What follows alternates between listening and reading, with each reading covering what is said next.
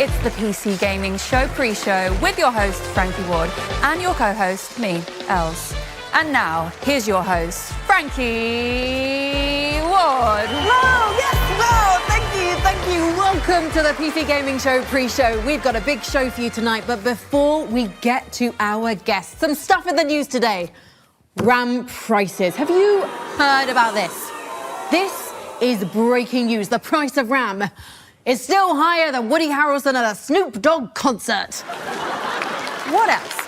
AI has been in the news. Have you heard about this? AI is everywhere now. This is true. I downloaded an AI app to create cue cards for this joke, and not only did it spatula tennis hubcap, it completely messed up the bleachers safe to drink.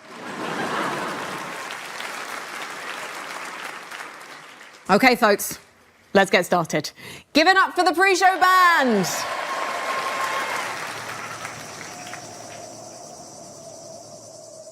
What a band. Did you guys get up to anything wild this weekend? Awesome! And a big round of applause for my trusty psychic Els. Thanks, Frankie. It's great to be here. And speaking of sidekicks, I was recently reading about where the term sidekick comes from. Some say it derives from pickpocket slang because the front pocket was called the kick and it was the safest place to store your valuables. So a sidekick is someone you implicitly trust. Wait, where's my wallet?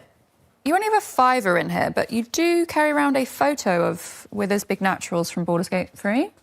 Those are way more valuable than cash. Let's move on. Our first guest you know from games like In Other Waters and Citizen Sleeper. Please welcome Gareth Damian Martin. Hello. Gareth, lovely to see you here. I think the last time we probably both saw you was at the BAFTA. Yes. Congratulations on yet more nominations for Citizen Sleeper 2. Yeah, no awards, but 2 nominations. So that's 6 total, so I'll take that. Honestly, I think the nominations are all you need, though. I know that's easy for me to say as someone who's never been nominated for a BAFTA. But it does mean that the peers have selected you, and games are so subjective. But also, games have always been this hybrid medium inspired by the likes of film, TV, theatre, and tabletop games. Why do you think, or what do you think the influence that tabletop games have had on the medium? Yeah, I mean, kind of all aspects of games, really. Without tabletop games, you know, we wouldn't have health points or experience points, any of these kind of formative structures. They all come from Dungeons and Dragons and early tabletop games. The idea of how a character progresses, or that a berserker should rage, and how rage works mechanically, and all of these like weird little things that we think of as kind of truths to video games, I think are kind of all drawn from tabletop games. Which aspect of tabletop games do you think that the gaming industry, or the video gaming industry, I should say, is overlooking and should actually adopt or learn more from? Really, video games' idea of what a tabletop game is still stuck in the kind of old days of Dungeons and Dragons. And I think that actually tabletop games are incredibly broad now and full of really, just like video games, full of strange, independent games and systems being made, all which are really, really cool and really interesting. And I think if you look at where tabletop games are, they're in this space where they're still in this kind of like burgeoning of genres and ideas constantly coming through.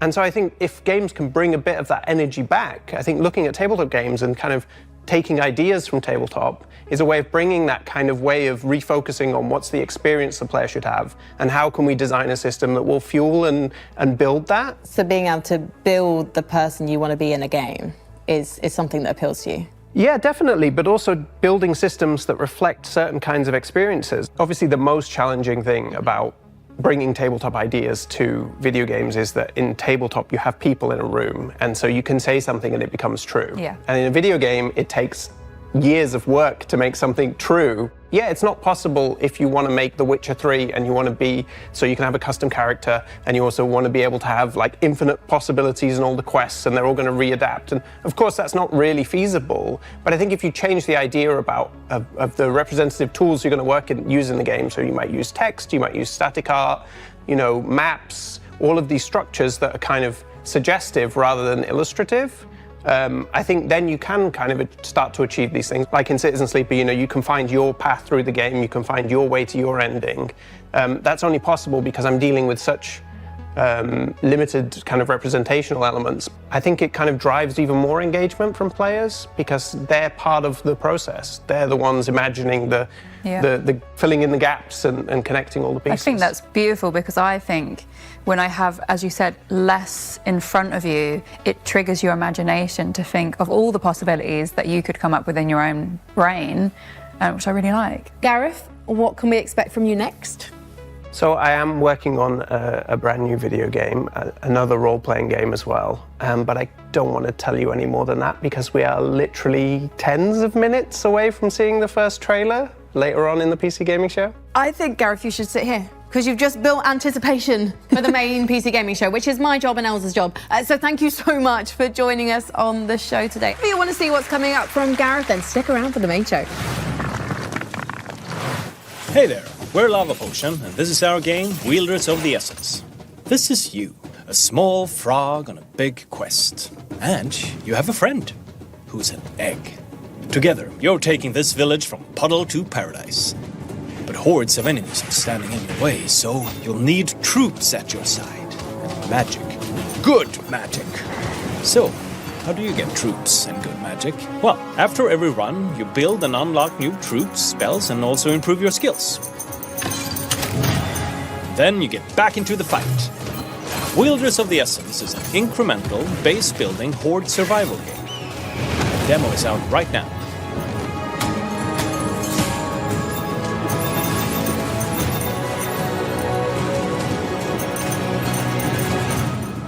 Full game releases on 5th of November.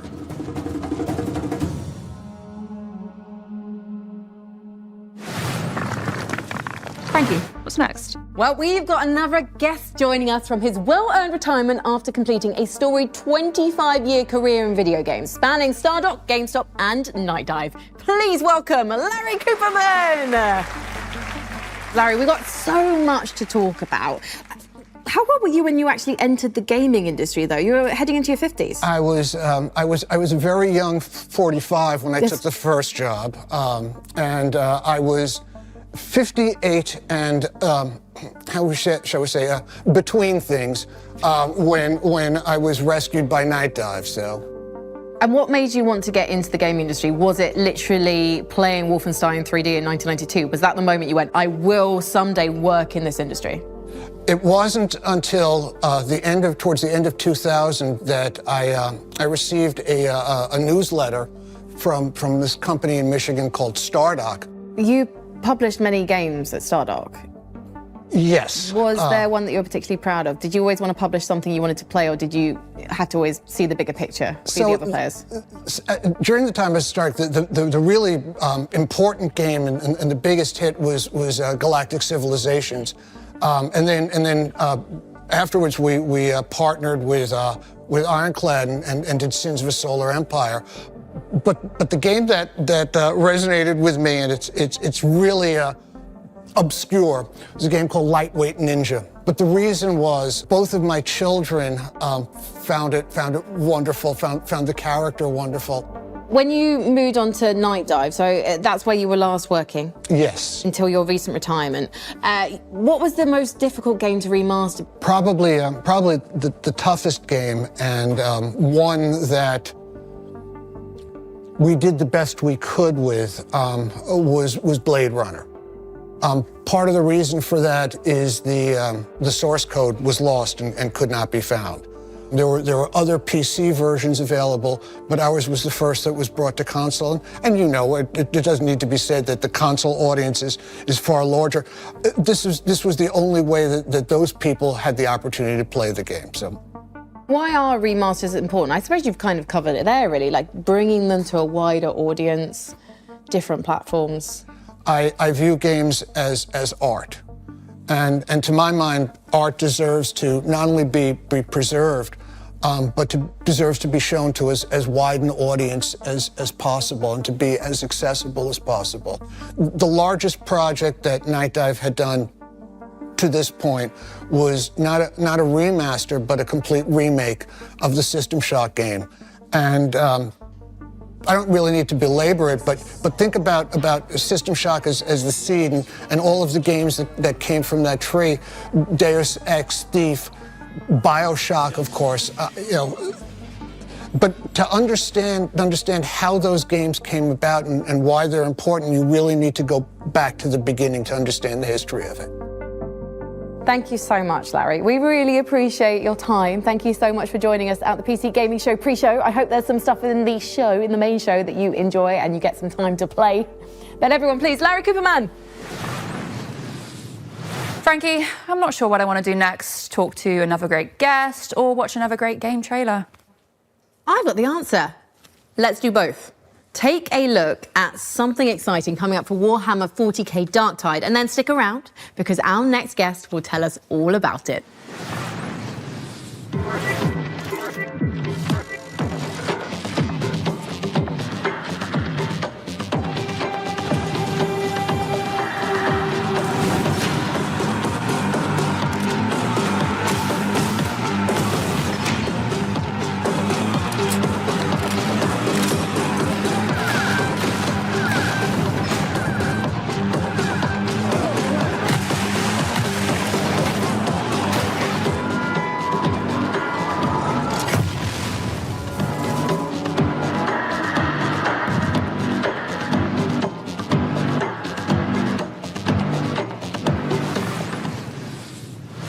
Please join me in welcoming one of the foremost minds in chopping rat men and blasting chaos cultists, Fat Shark's Victor Magnusson.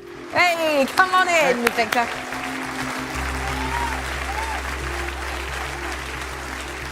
For those people out there who, yeah, I'm judging you.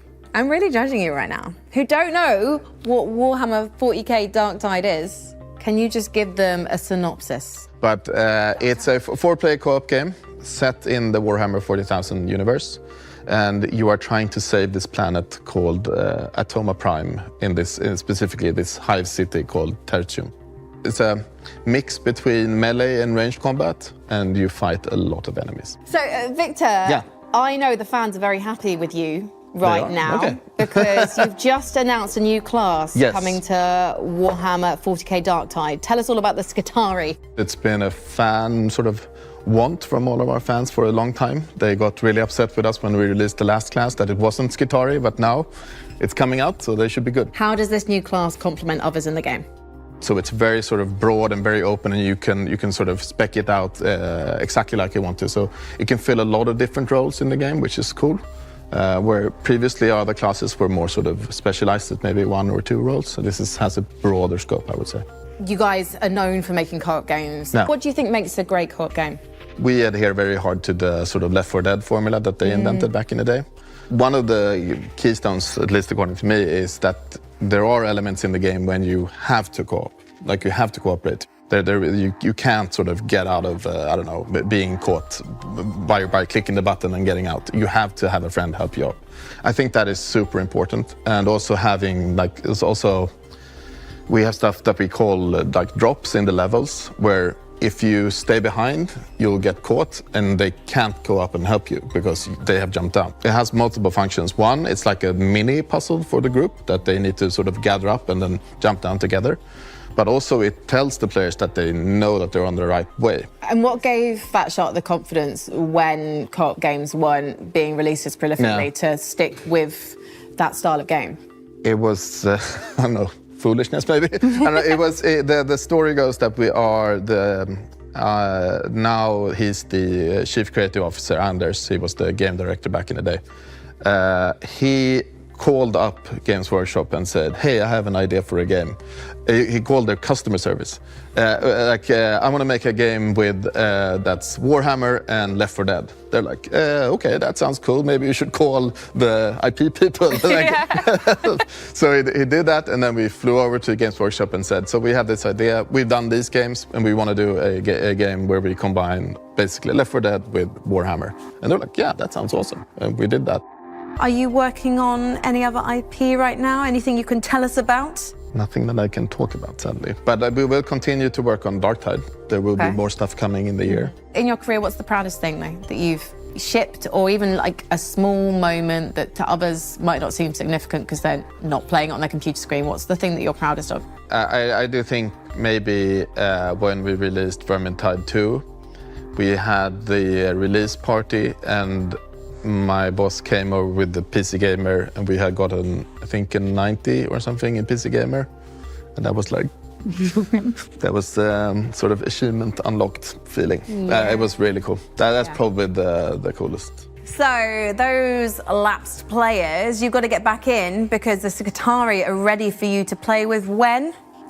June 23rd. June 23rd, so in just a couple of weeks' time. And if people haven't played Dark Tide yet, but they want to have a go, where can they start doing that? You can get it pretty much everywhere. You can get it on Steam, Xbox, Microsoft Store, and the PlayStation. Fantastic. Thank you so much, Victor Magnuson. No, and thanks. good luck with the new class. Yeah, thank you for having me. Thank you once again to the guests who joined us on the show tonight. And, of course, let's hear it once more for the PC Gaming Show pre-show band. You do know they're not a real band, right? That classic Elle's humour. Most of all, thank you for joining us here at the pre-show, but stay tuned because the PC Gaming Show is just moments away after one more big trailer.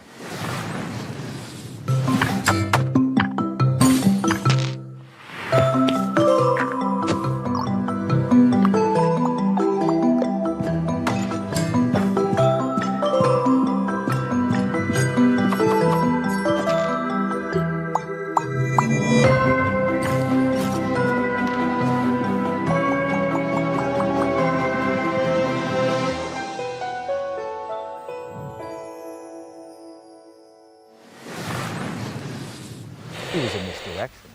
I think the whole dang thing was spaceships! I didn't even know a horse could muck somebody. Why does a horse want my wallet? Now, an aspect of this outhouse that I find fascinating. I can't do this anymore. There are no ghosts in these old houses ever. Why are you still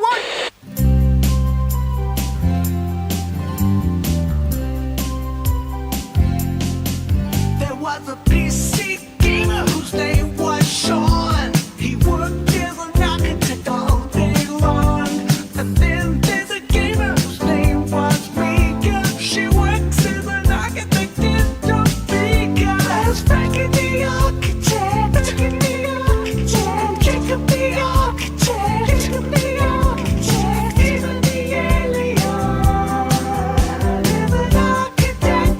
They moved to a town where the architects meet. They play games together and live on the same street. So they're not just PC gamers, they're also PC neighbors. PC neighbors.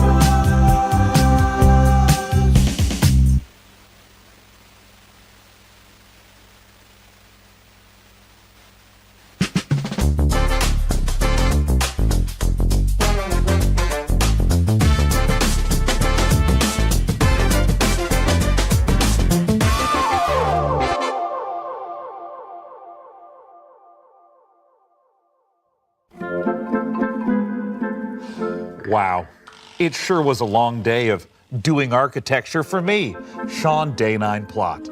But now I've got the entire evening to do my favorite thing, which is play video games. Did someone say video games?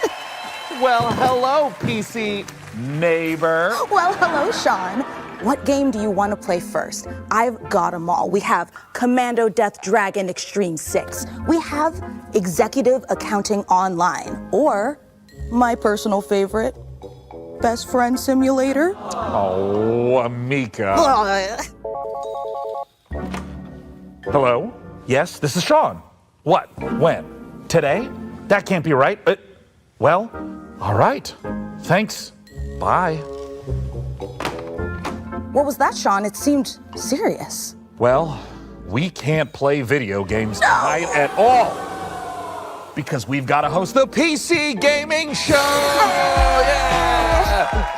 For this year's PCGS, we've harnessed pure nostalgia to reconstruct our own little pocket dimension of the 1990s, a time when life was punctuated by slap bass, movies were stored on little rectangles, and using the internet didn't involve as many streamers saying painful and confusing things to me. I don't understand this term slang. I don't get it. See, it wasn't even us. That was just a thing that happened in the 90s. Well, what fun.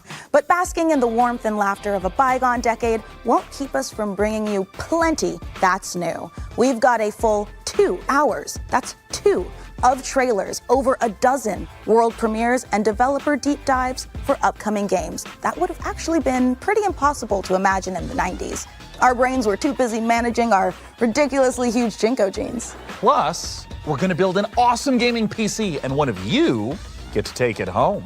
Let's get started the PC Gamer way with 3 huge world premiere trailers.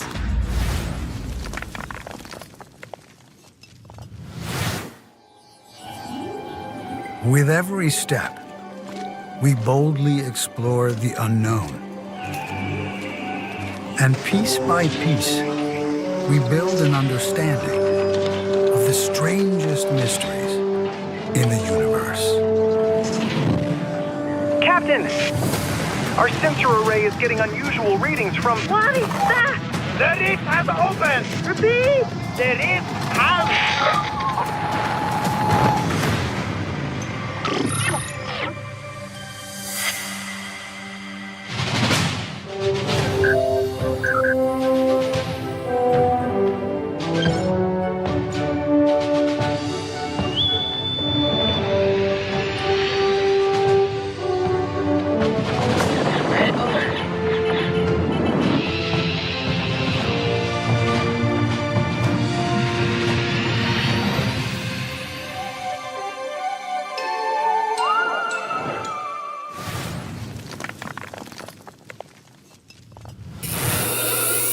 Welcome to 95, the start of a new revolution. The information superhighway. A world ruled by the transistor, where power is measured in hertz and bytes. A place where us freaks and geeks can be free. No nations, no race, just ideas and knowledge.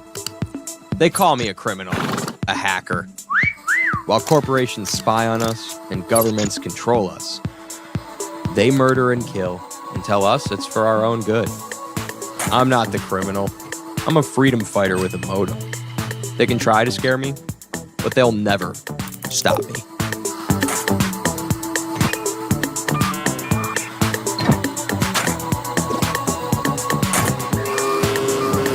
Axiom Systems takes very seriously any attempts to hack, infiltrate, or otherwise illicitly access our servers. Should you be found to do so, we will not hesitate to apply the full force of the law.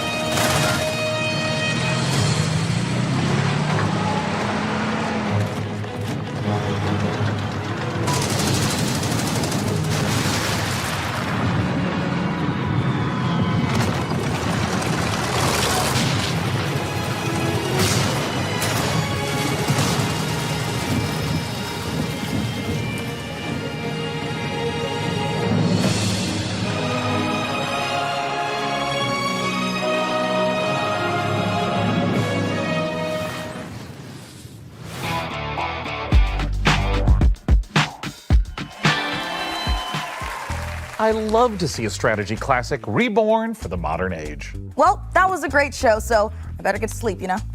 Mica, the show just started. Yeah, but you know how every morning I cook an entire full breakfast and all of our friends come over to eat it and hang out before we go to work? Mm-hmm. Well, I actually have to get up at 4 in the morning to get all of that done and all the cooking and the cleaning. It's kind of a full-time job, yeah. Oh, yeah, that is super unrealistic. Right? Why don't we just do what normal people do and get up 5 minutes before we have to and then dart out the door without showering and shove a cold bagel into our mouths while sitting in traffic? Perfect, honestly. Well, since we're staying up late, how about we watch another world premiere?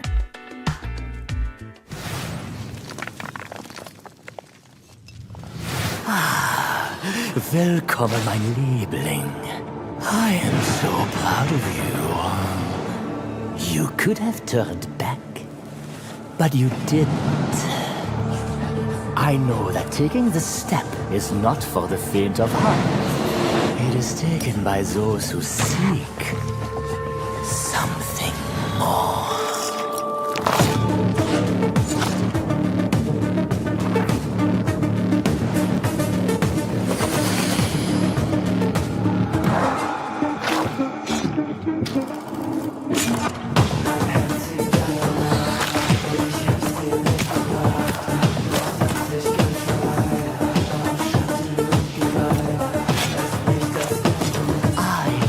Give you purpose if you accept the sweetest kiss of all.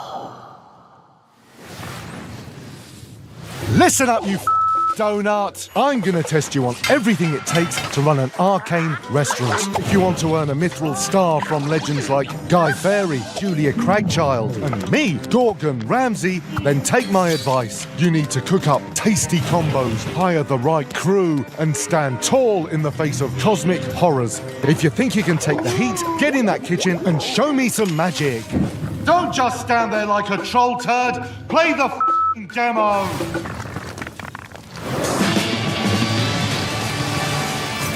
Let the slaughter begin. It's getting serious now. Oh, you're a big one. Nobody gets to be hotter than me.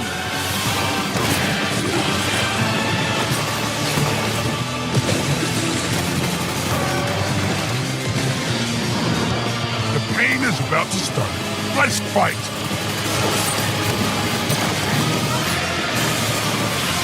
This is our best one yet. It's cannon time, baby. Let's fucking go. Oh, yeah. That was awesome.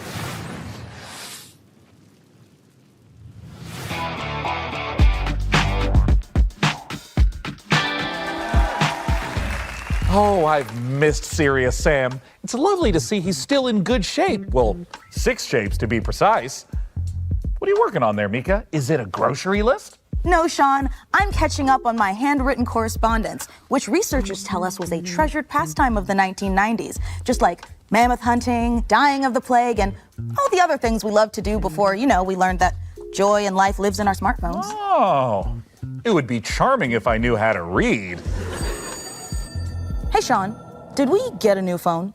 I don't think it's possible. Society hasn't been ravaged yet by same-day delivery.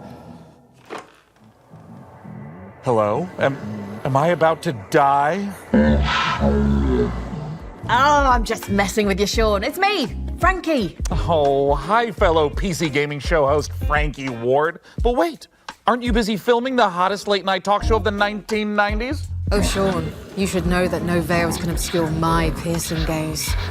Also, we just wrapped for the day. Now, listen, I hate to interrupt the anachronisms, but you're about to be rolling on an exclusive new look at Control Resonant straight from Remedy HQ. We are? Just say the thing, Sean. All right. Here's an exclusive new look at Control Resonant, straight from Remedy HQ.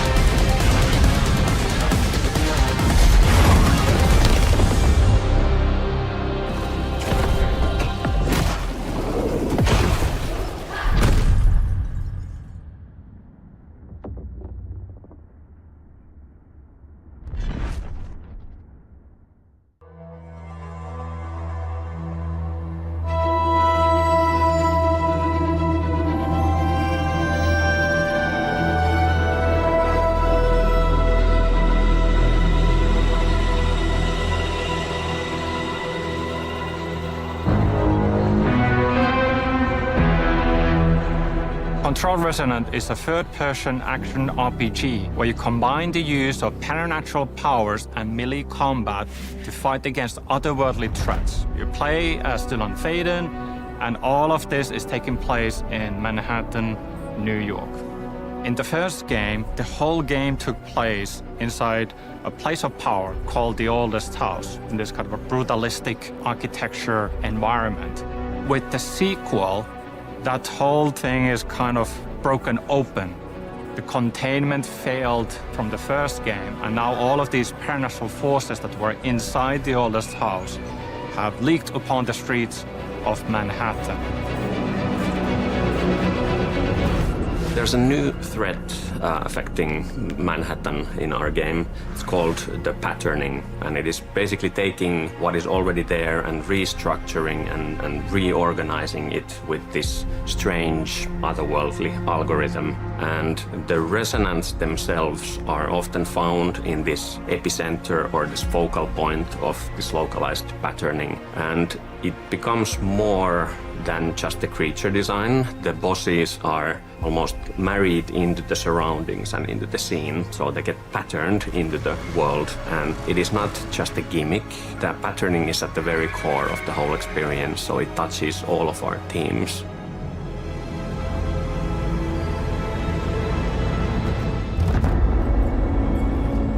The game is very responsive. The navigating, traversing the world is fun and fast and easy to do.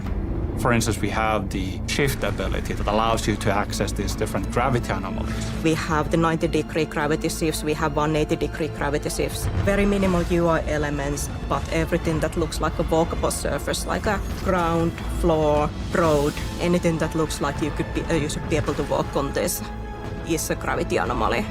We do have some spaces in the game where every wall you see is actually a gravity anomaly.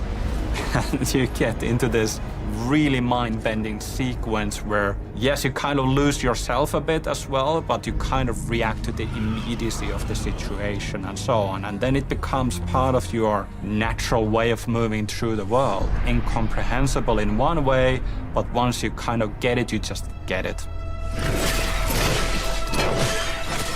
So the combat changes from range to melee, I would say on level design side is a lot more about designing, like what kind of enemies, how many of them.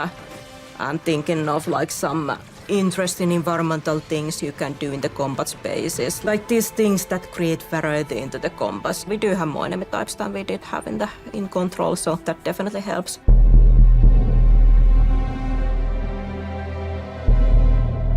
We have always wanted even the paranatural things to somehow feel connected and married into the normal, mundane, everyday world. So even if you are able to perform like superhuman feats and telekinesis, for example, it still should feel that it's strenuous. It doesn't come easy to Dylan. Dylan is fighting dirty, and he is able to perform these powerful telekinetic pushes and ground slams, but it does have a toll, and it does hurt him in the process a little bit as well. So there's this physicality that we always try to retain with our visualizations and audio, even if the thing that you perform as a player is inherently somehow superhuman or otherworldly.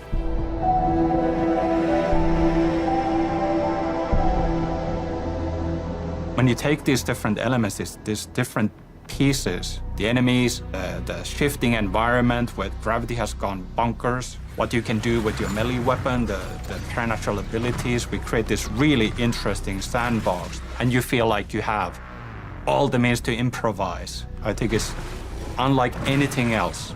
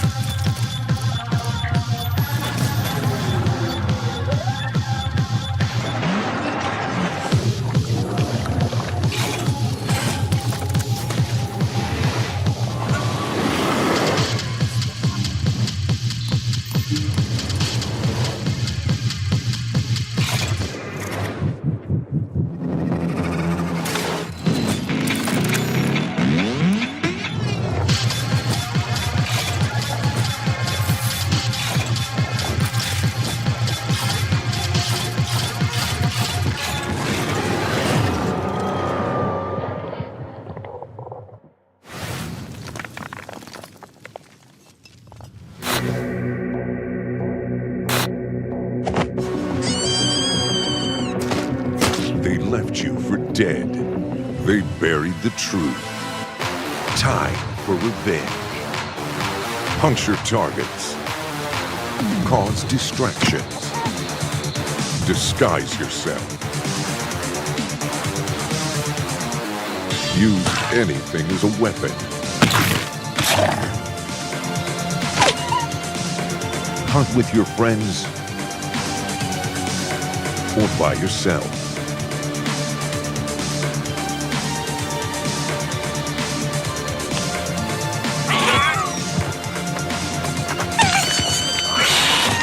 Every run is different. Revenge never dies. A cooperative roguelike assassination game. Gone Feral.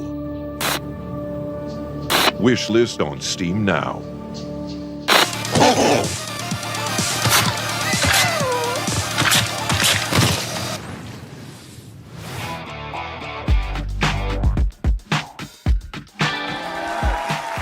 Hey, Mica, would you be interested in teaming up with me on my bloody mission for revenge? Oh, absolutely. I mean, like in Gone Feral, the game we just saw. Oh, yeah, sure. Yeah, that too. And hey, speaking of co-op carnage, nothing goes better with violence than science. Let's check this out.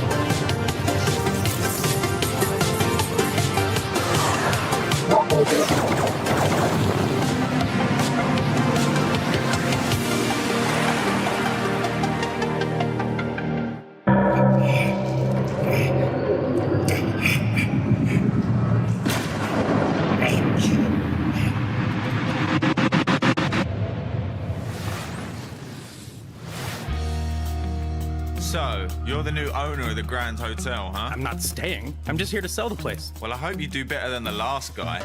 He disappeared, you know. My father? Yeah, I know.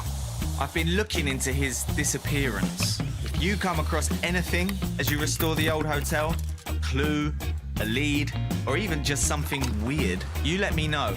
I always wanted an American partner, like in the movies. Yeah, this is gonna be so cool. Come on, get in. I'm gonna show you these mean streets. When I turn the corner, hoodless better run, run, run. I got one hand on my badge and the other on my gun. Whether you're calling 999 or it's 911, lock you up in the wagon, all you bad guys are done. When I'm around your neighborhood, kiss culprits goodbye. Lawbreakers shaking in their boots when I pass by. Looking good like Swayze back in 1989. All of the ladies going crazy saying, who is that guy? It's a good idea to keep the cop close. Be careful. One background check and you're done. Yes, I know. I'm gonna need them to trust me if we're gonna pull this off. But don't worry, they don't suspect anything. I'm not worried about them. I'm worried about that hotel. That place messes with people's heads. Hello, sunshine. Ain't you the spitting image of your old man? You know, he was in way over his head. If you want to know what happened to him, you better expect a wild ride. Hey, did you guys see anything weird? Weird is this town's entire deal. I mean, it's been featured twice in Britain's most haunted towns. And Britain's most crappiest. Oh, this is really beginning to creep me out. Listen, I've been through worse than this. I'm sure I'll manage, seriously. It doesn't look that hard. One of these days I'll show them something. One of these days, yes, I'm gonna go far. Get out of this place so I know it's coming. Adios, all it was. Yeah, one of these days I'll show them something. One of these days I will heed the call. Remember this place, I will want for nothing. Gonna be a star.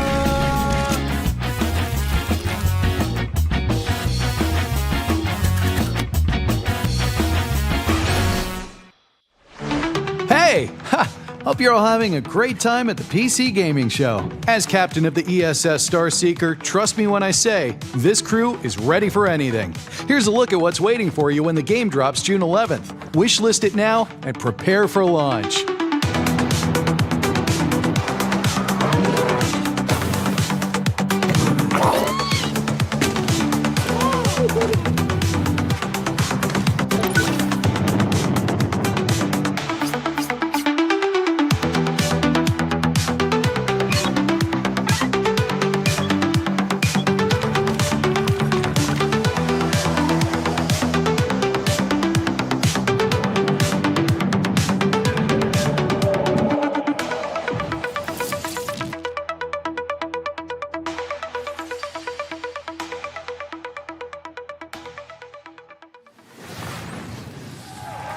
We'll be checking back in for a sit rep on that Starseeker mission later in the show.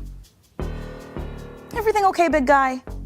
Yeah, it's just, this is usually when our folksy yet ethereal neighbor appears to dispense some timely nugget of salt-of-the-earth wisdom, but I haven't even seen him today.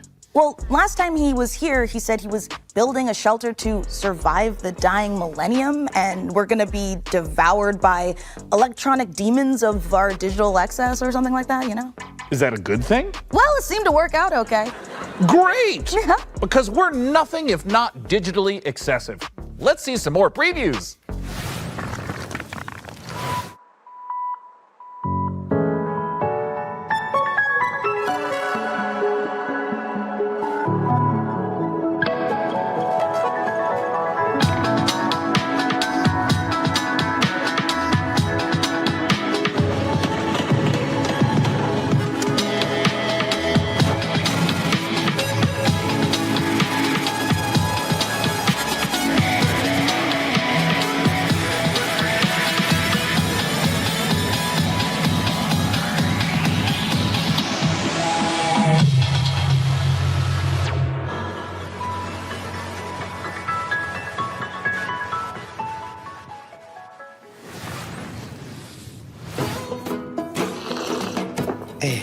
Adventuring is not for everyone. I risk my life every day, you know. It's not that easy Hey, boss, we're ready! I call dibs on that goblin with the tiny shield. Yeah, sure, but don't interrupt. So I spent years developing tactics. Like now, it's all about offense against these greasy goblins. You see? I can do this in my sleep. It's really all about knowing... Enemy reinforcements, boss! Some cultists and a big-ass goblin. Getting creative, huh? Bonzo, you benched. Gary, get out there. Let's see how they like that. Jeez, what the fuck, Gary? Now? Oh, my bad, sorry. Ugh, Mercs these days. Hey, boss, they're chanting and the big one's going berserk. Oh, Gary, move! Oh, but it's not my turn. No. Ah! Oh, my arm! Oh! Oh, boy, that's not good. We need a meat shield? Oh, I get to pick? Well, then Jenny. Fuck you, Clive. Maybe you're the meat shield. Shut up! I'm talking about the prisoner. Okay, buddy. You take one for the team. Now, Jenny, use the terrain. Don't dodge, don't dodge, don't dodge. Yes! All right, Gary. Payback time. Finish him! Take that! And there you have it. Just another flawless victory for me, the Kev.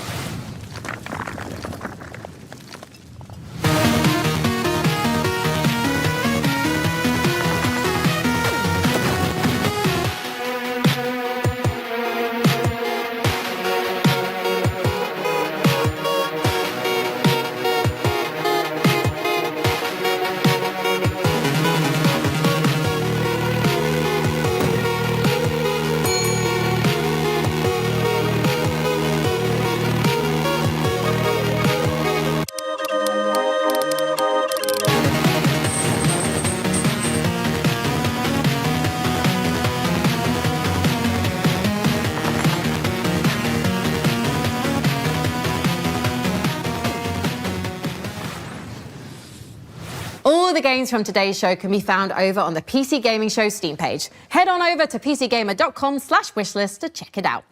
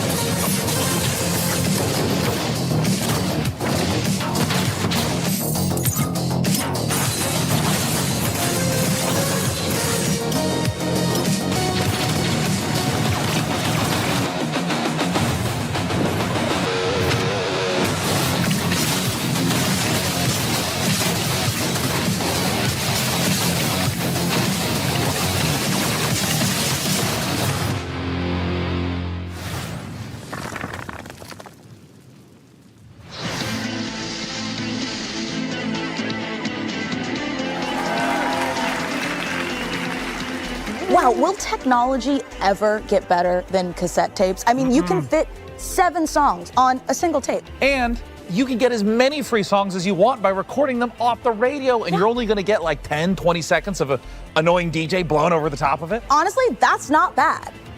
Wait, this cassette tape, it's not music at all. The label says monsters. Wait a minute. Monsters on cassette tapes? That sounds like an extremely skillful segue into our next world premiere. Oh, do you have a cassette player too? And you've done all this before? Been lost on another world? Turned into scary monsters with cassette tapes? All of it? Come on, what have you dragged me into? Return to Earth. Are we not on Earth? You first came to Elmwich looking for your friend, correct? You see, I have all these guys helping me keep this city locked down. Come on, I could take you lot on all day. All who step foot on this land are under my influence.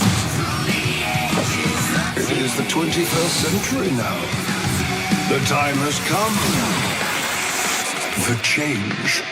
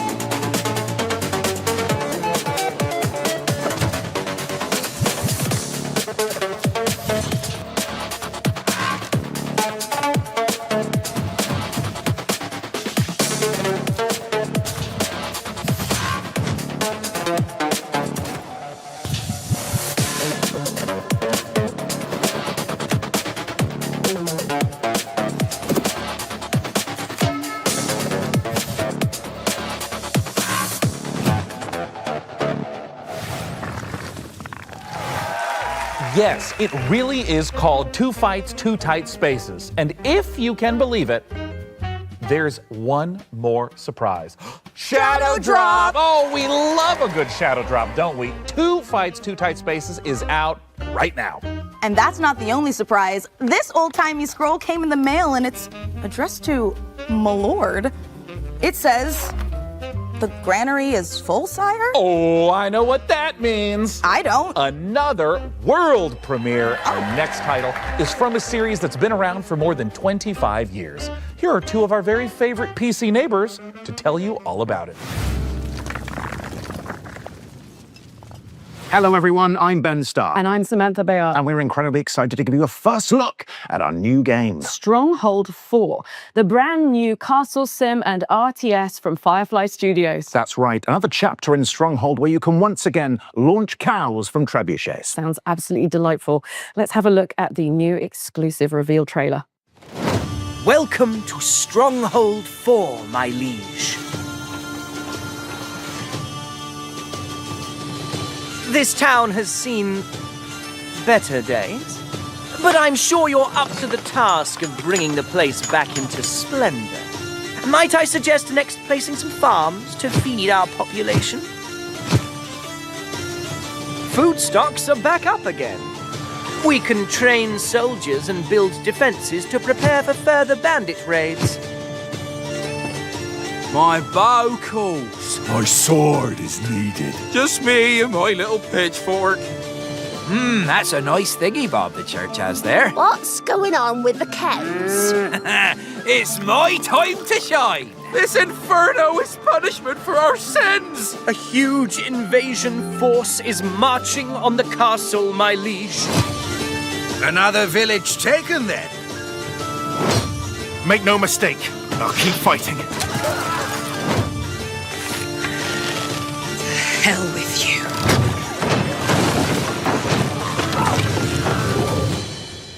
I have a favor to ask of you. Let's get to work.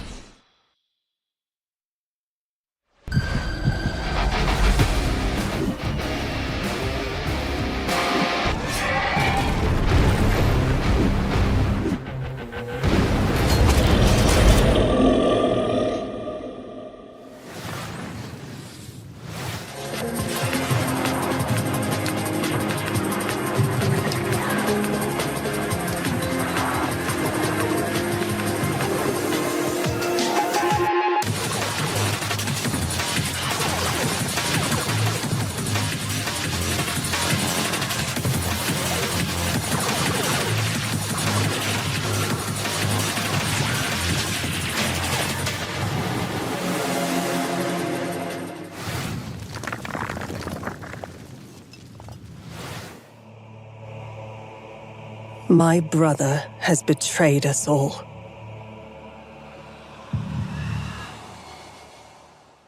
His legendary Knights of the Round Table have all fallen prey to corruption, or have simply disappeared. Avalon, once a glorious kingdom, is now falling into despair, and corruption ravages the land.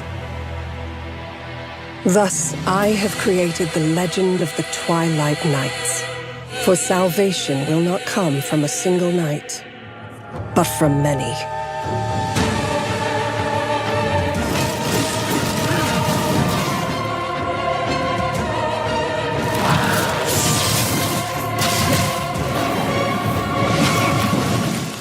Wardens of Avalon. Oh, a new take on the Arthurian legend? That makes me want to go upstairs and get my life-size handcrafted, dual-tempered carbon steel replica of Excalibur. Sean? Nope. Remember what happened last time? We do not need you swinging that giant sword around the living room. We just got a new lamp. Well, don't worry, everyone. I promise I won't do it.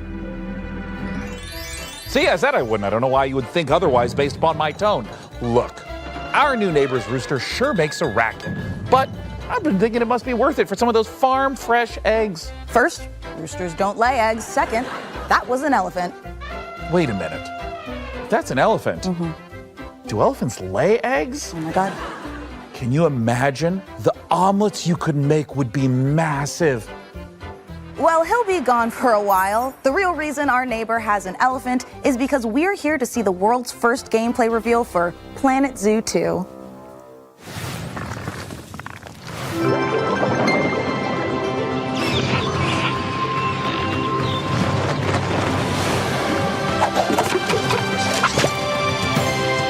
Welcome. I'm Eric, the chairman of Fen. I'm Alice, the Zoo Operations Manager at Fen. We're here to help you on your journey in building and managing zoos, as well as restoring wildlife reserves across the globe. You'll be creating habitats for all kinds of species and making sure they're well cared for. Not to mention managing your staff and keeping your guests happy, too. With that in mind, let's begin. Meet Lamarty, the Maasai giraffe. He shares his space with a pretty big family, so we need to make sure there's plenty of vegetation for everyone. And with the warm weather, we need to keep the fresh water flowing. Speaking of water, we'll need an aquarium large enough to house several of our aquatic species, including our endangered hawksbill turtles, Mia and her family. You'd be surprised how quickly these tanks get dirty. There goes one of our keepers now. We have one more stop to make. We're building a brand new kind of habitat, an aviary. It'll be the perfect home for our white-tailed sea eagles, Hamish and Freya. We've made sure there's plenty of space for them to spread their wings and to have some fun. Conservation is Fenn's most important goal. Like in the Scottish Highlands, where we're releasing our eagles into our wildlife reserve. We've done a lot to prepare this environment for them, something you'll be sure to do more of on your journey. Together, we can create a better world for all living creatures. So, are you ready?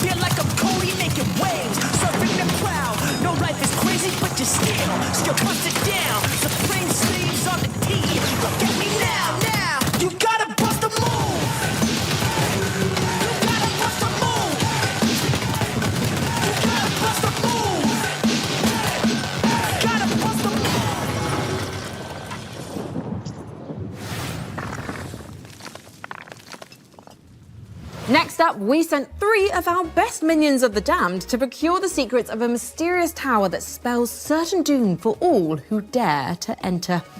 I'll miss those minions.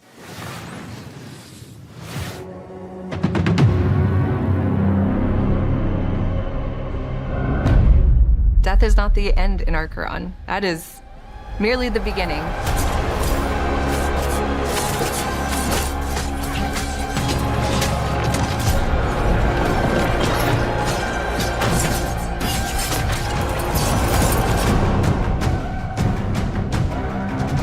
Archeron is a top-down isometric game where you play as an Echo, and you find these very powerful items. And then you play as a team of 3 to ascend in this very dark fantasy, hauntingly beautiful tower. Fight monsters, find the items, put together your build, and fight showdowns at the end of each floor. While you ascend the tower until there's only 2 teams left, and only 1 team can win.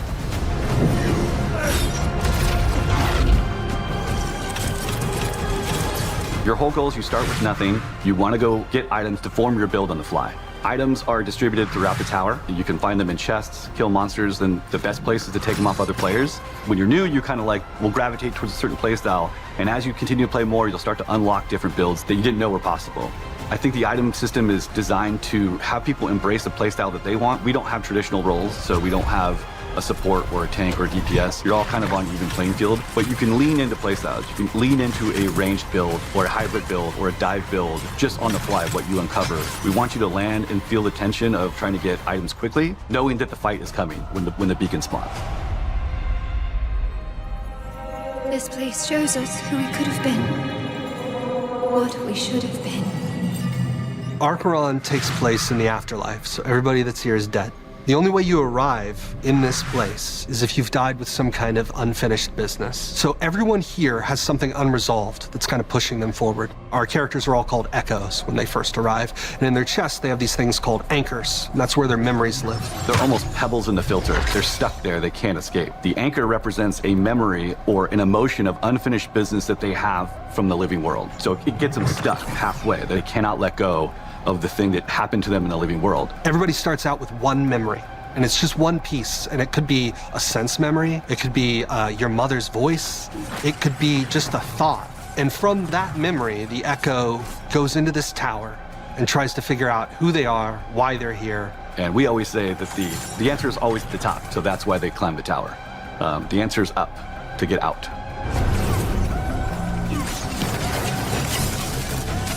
Players have affected a lot of changes over the years now for us, but the biggest thing we got on our Next Fest feedback was the player gap between training and Ascension.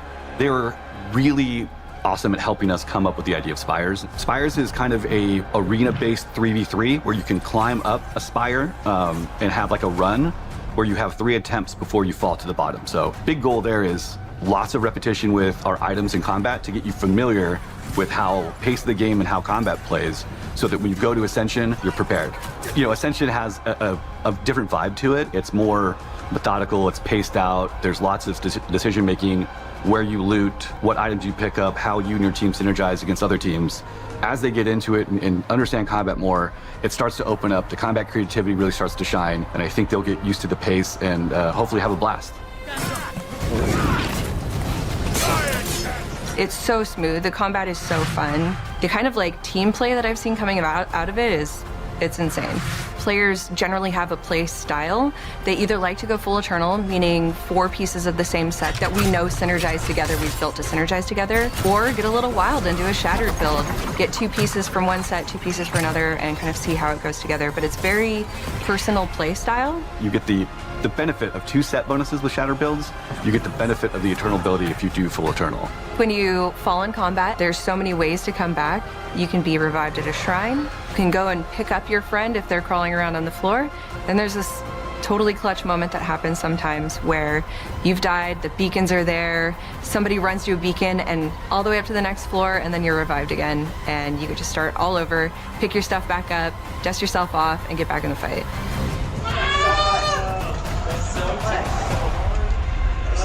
Press the button. Yeah, baby, go, Ted! No! Grandma. Come on! Oh, and Grandma wants to heal. Grandma wants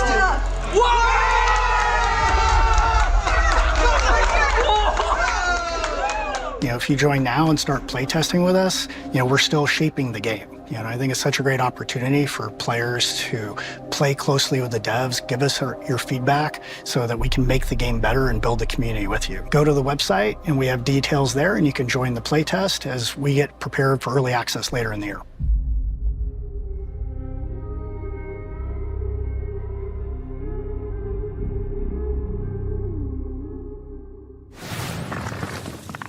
The Great Tower of Acheron summons you and 2 of your finest battle-hardened companions. Head over to Acheron.com to sign up to the playtest now. Speaking of worldly entities, this next trailer is sure to send a chill down your spine. Ages come and go. Yet mortals never learn. Foolish enough to challenge me. Only to see me rise. Deadlier, bloodier, thirstier. You'll never defeat my army, nor conquer my castle. We're cursed to fight, night after night, for all eternity. For my master. For her.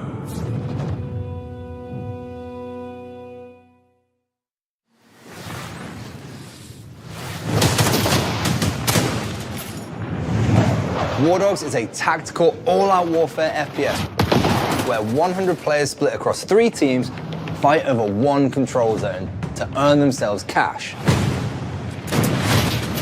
What makes War Dogs unique is its underlying persistent economy. Every life you spend in-game cash, building your own custom loadout, purchasing whatever equipment you want to suit your playstyle. You then earn cash by performing any team play action in the zone, such as spotting and killing enemies, reviving and healing teammates, driving or piloting friends to the control zone, or building bases and even resupplying and selling items to other players. Anything that helps your team win earns you cash, with profits from every game banked into your account to spend in your next match or next time you play. Investing in better equipment is risky, but the right choice at the right time can yield massive returns. With this unique cash system, 100 players fighting across 3 teams, destruction, base building, playstyle freedom, with unlimited squad sizes and proximity chat. 46 Northeast. War Dogs is a new twist on the FPS genre, made for people like us who are tired of seeing AAA Battle Royale and extraction shooter clones. Straight up, War Dogs isn't a game made for everyone. Instead, it's a grounded hardcore shooter that doesn't forget it's a game. We're making what we want to make and play with FPS players that get what we're trying to do. War Dogs is coming to early access later this year, and we're opening our closed pre-alpha testing to new players this month, which you can sign up for right now. This is the new face of tactical all-out warfare. This is War Dogs.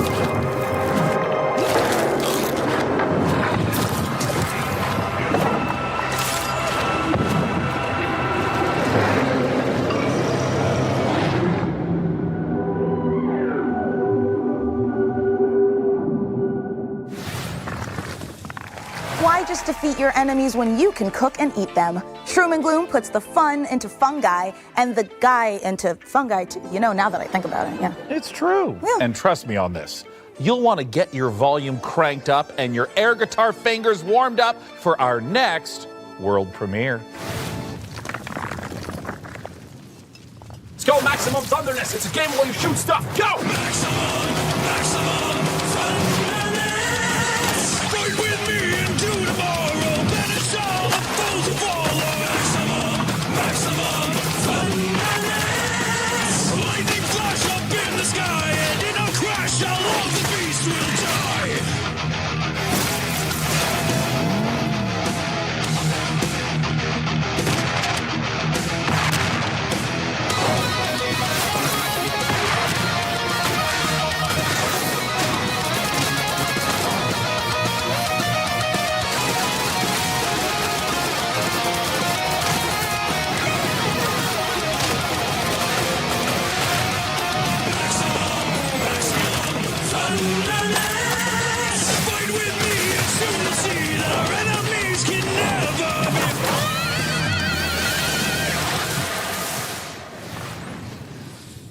Welcome to the prestigious International Space Station Ares. Earth is counting on you to assess the viability of VASTA for humanity, particularly regarding the mysterious magnetic field surrounding us.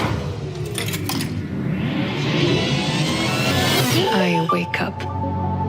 Same bunk, same time. The station resets, but I don't. Our food supplies are dwindling faster than expected.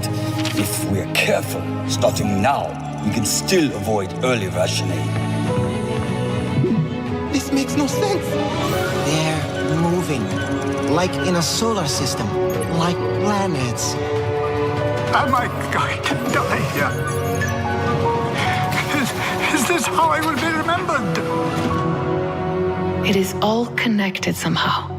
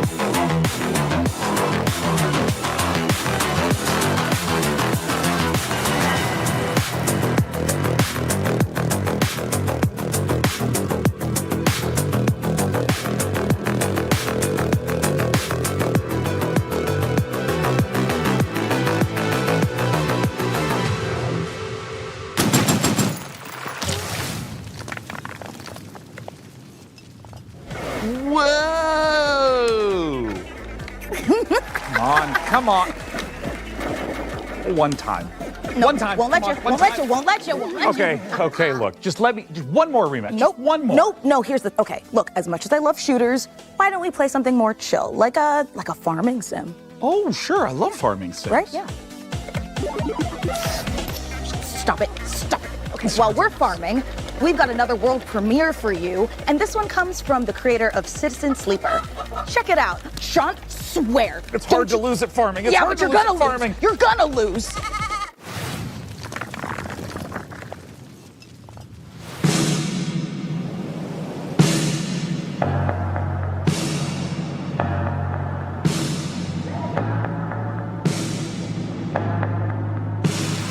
Trickle down back like a rat. Don't you know I used to live here? Abandoned mall, hang a rope. Don't you recognize my face no more? Abandoned mall, crack a joke. Don't you recognize my taste no more? Heave, ho. Time moves slow. I don't grow old. I grow unrecognizable.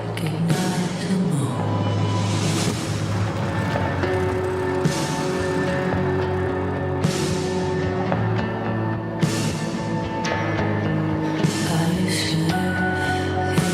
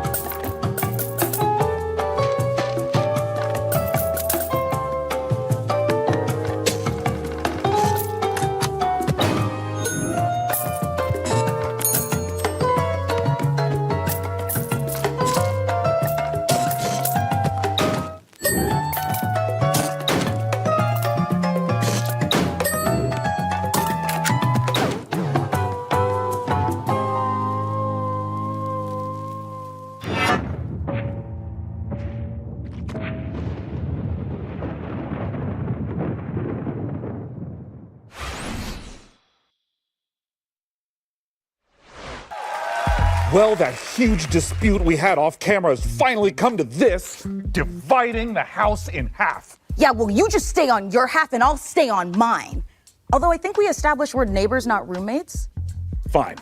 Good. Oh, one of our PC neighbors must be at the door. Yes, it's me, PC Gamer's Jacob Ridley, and I'm definitely here and not being edited in at a later date and time.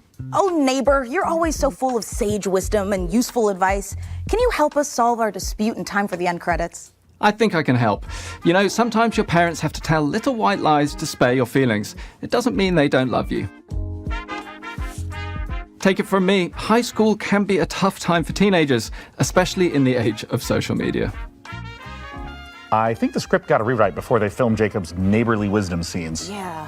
Remember, sometimes the reason a bully acts that way is because he's a real dick. Just a straight up piece of shit. Okay, well, none of this is helping. Do you have any advice we can actually use? Actually, I do have some great advice on building a custom PC. And as a bonus, you can win the awesome gaming rig I'm going to build for you today. Sure. Thanks, Jacob. Okay, so we've gone for a full retro rig for this year's PC Game Show build. And yeah, this is a sleeper build, so effectively, I mean, it looks kind of badass, but you know, it looks old, it looks beige, it looks like it's from your, you know, parents' house in the 90s or early 2000s. But inside, it's actually a 9950 X3D, 5080, brand new AM5 motherboard, 32 gigabytes of DDR5, 6,000 megatransfer per second. We haven't skimped on that this year because of the prices, so you're welcome there. 1000 watt PSU and a 1 terabyte PCIe Gen 5 SSD. and of course an Arctic 360mm cooler. So yeah, sleeper build, doesn't look it, but this thing is an absolute beast. And don't forget to head over to pcgamer.com/survey for your chance to win this seriously cool piece of hardware. Oh, and when you're done, head over to pcgamer.com/wishlist to add all your favorite games from today's show to your very own wish list. Back to you in the studio.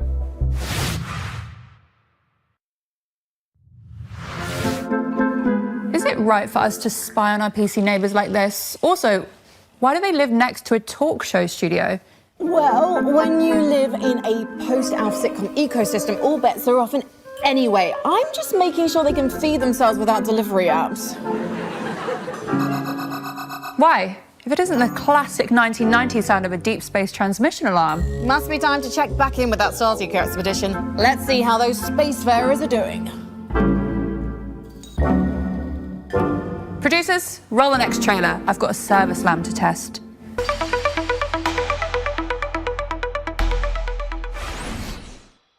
Hi everyone, I'm Edward, creative director at Ludogram. We're building Ascenders Beyond the Peak, a turn-based exploration roguelite about a team of climbers hunting ancient artifacts in mountains that hunt back. And the higher you climb, the more you realize something else is hiding up there too. Every expedition starts long before the climb. You build your team, develop your headquarters, and choose which peak is worth the risk. Your team is connected by a single rope. You're never just moving a character. You're managing a chain of consequences. And sometimes, saving the team means leaving someone behind. The mountain is your weapon. You use gravity, terrain, and the environment itself to survive, with 9 classes that each interact with it completely differently. And its inhabitants will make sure none of it comes easy. Between climbs, your team recovers, but not everyone heals the same way. And what you bring back from the mountain will force you to choose between power and allegiance. The question is whether you'll make it back to choose it all.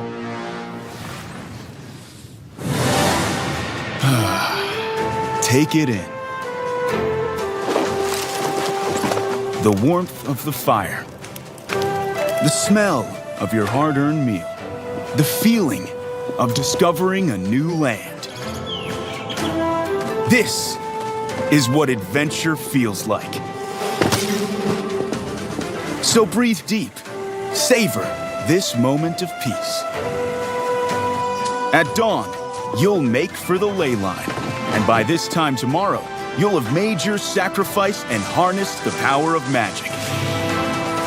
Soon, there will be no limit to what you can achieve.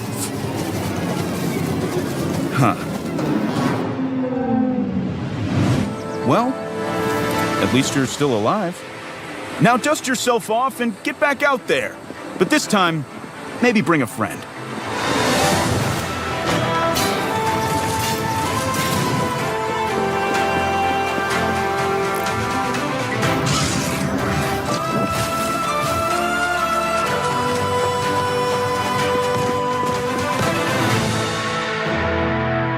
This summer, venture outward.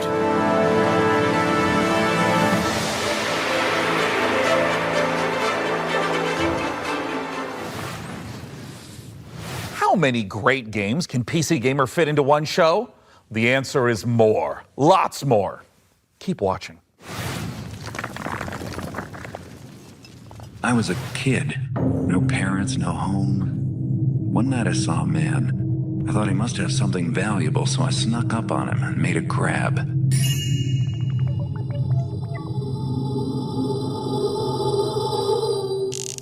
What was that noise?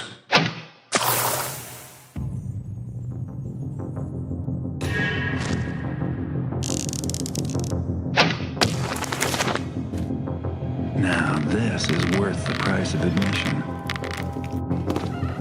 Did you hear something? Got it. Just keep looking the other way. What have we here?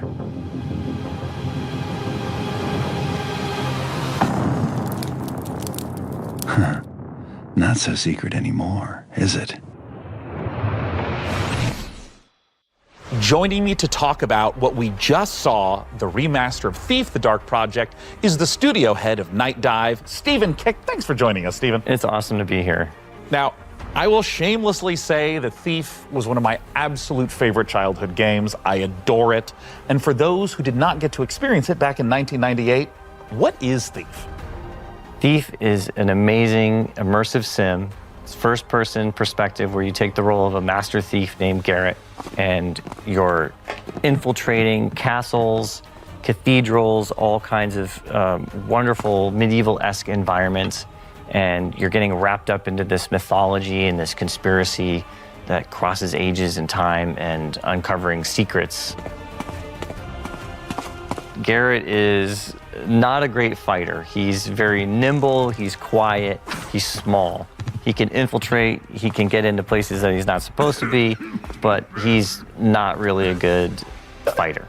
So you do have a blackjack and you can equip a sword, but it's not your best option. Yeah, it's mainly used to swing a few times and then run away and try again. When it comes to doing a remaster, I know that it can take many different forms. Some is just updating some of the art models, some is rebuilding the engine from the ground up. When it comes to Thief: The Dark Project Remastered, what's familiar but what's new? I want to kind of understand what players can expect. For any longtime fan of Thief, the game is going to feel very familiar. You're going to be going back to a place that you love. I hope you want to stay there. For new players, it's going to be an exceptional experience. It's going to run very smooth, 120 FPS, 4K, widescreen resolutions, all the wonderful quality of life improvements that you've come to know and love from a Night Dive remaster.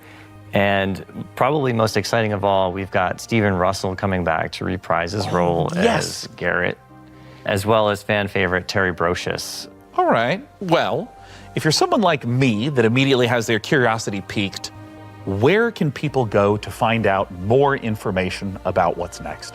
NightDiveStudios.com is a great place to start. It's got links to all of our social media, but I would advise that you come and join our Discord channel. All the team members are in there. We're very amenable, we're communicative, we're friendly.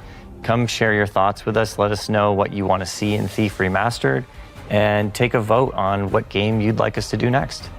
Both for Thief: The Dark Project Remaster and for all the great games you're seeing on the PC Gaming Show, don't forget that you can go to pcgamer.com/wishlist to keep track of all the titles right there. Stephen, thanks so much for coming out. We appreciate it. Thanks for the opportunity. And now, let's check out some more great games.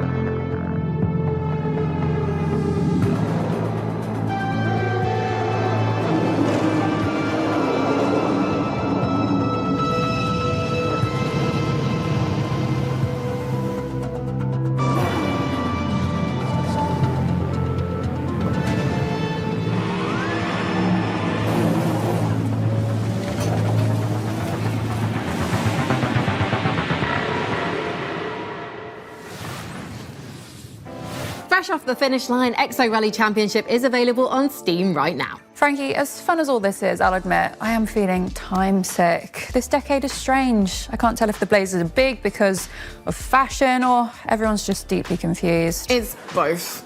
But if you could use something familiar, I've got just the thing. 2 surprise sequel reveals for a pair of beloved indies. Let's take a look. Jen, if you're hearing this recording, I'm sorry. I've been unable to determine what caused the mass extinction. I'm looting derelict ships with these old salvage drones to send you with the equipment you'll need to survive on the best planet I can find. I wish I could go with you, but humanity needs as many shots as I can give it. These odds are not good.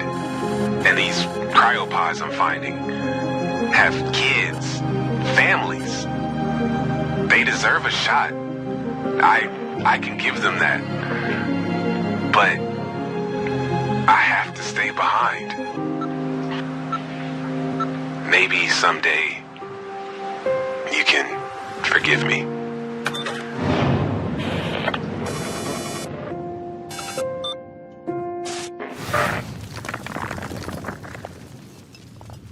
My name is James Savage. I investigate folklore and the truth behind it. I'm a scholar. I'm a vampire. I'm 15 months sober.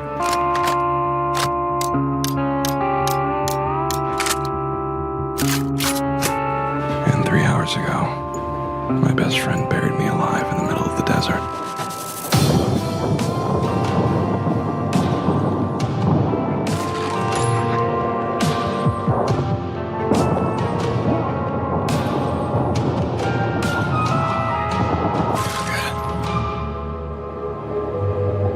Would you believe me if I said I didn't have a ticket?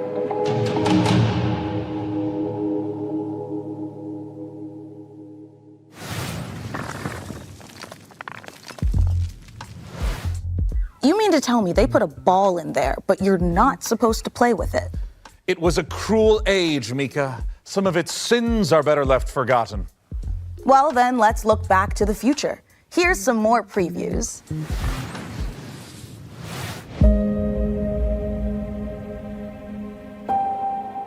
ゲームフリックの古島です。ビースト・オブ・リンカーネーションのディレクターをやっております。この世界、ビースト・オブ・リンカーネーションの世界ですけども、汚れというものに蝕まれています。この汚れはですね、あらゆる動植物に寄生して、この存在をですね、腐食体というものに変えてしまいます。この汚れを生み出しているのが輪廻の獣という存在です。この輪廻の獣を倒すために主人公エマと相棒の腐食体クーがですね、一緒に旅をしているという物語になっています。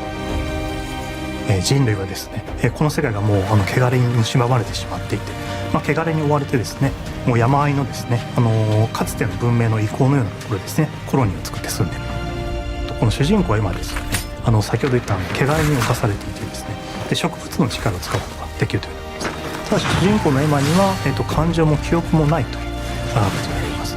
で、感情も記憶もなくて汚れに侵されているこのエマをですね、コロニーの人たちは気味悪がって、むしろ腐食体として扱ってしまうというそんな存在になっています。汚れの植物の力を使ってですね、いろんな場所を登ったりとか、植物を使ってですね、自分で橋みたいに伸ばすことができるんですけど、それでですね、崖とかも作ったりとか、この荒れた世界ですね、縦横無尽に駆け回っていくようなことができたりします。エマとクーの両方ですね、能力を成長させることができます。普通にステータスを上昇させるということもできるんですけども、それがですね、独自のスキルをエマもクーもどちらも覚えていくことができます。シチュエーションとか自分の覚えた技によってですね、スキルをどんどん組み合わせていって、どんどん試していって自分のプレイスタイルを確立していくという感じになります。まずですね、主人公エマが石川由依さんに演じていただきました。でそれ以外のキャラクターたちは逆にコントラストがあってですね、感情も豊かでバックグラウンドとかあるいは秘密もあるようなキャラクターたちを、大塚明夫さんをはじめとした、素晴らしい政治人の方に演じていただきました。このゲームビースト・オブ・リンカーネーションの詳細についてですけども、ウィッシュリストに登録いただければですね、新しい情報、手に入りますので、ぜひウィッシュリストに登録いただいてお待ちいただければと思います。よろしくお願いします。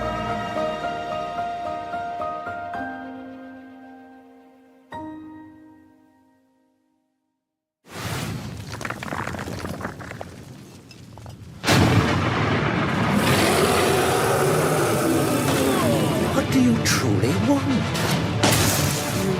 The dead, under my rule, shall serve a purpose grander than your lives ever could. You pathetic creatures have no claim to this power. It is my fate to wield it, and yours is to kneel before my might.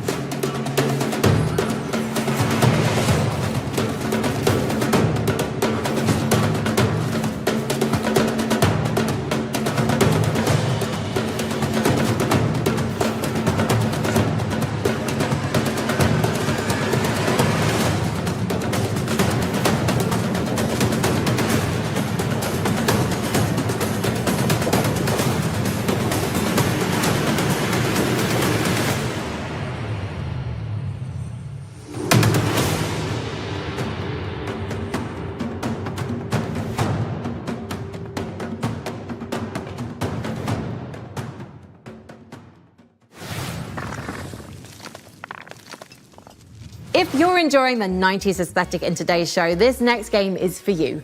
Grab some co-op companions and dive into some familiar-looking screensavers that are filled with new surprises.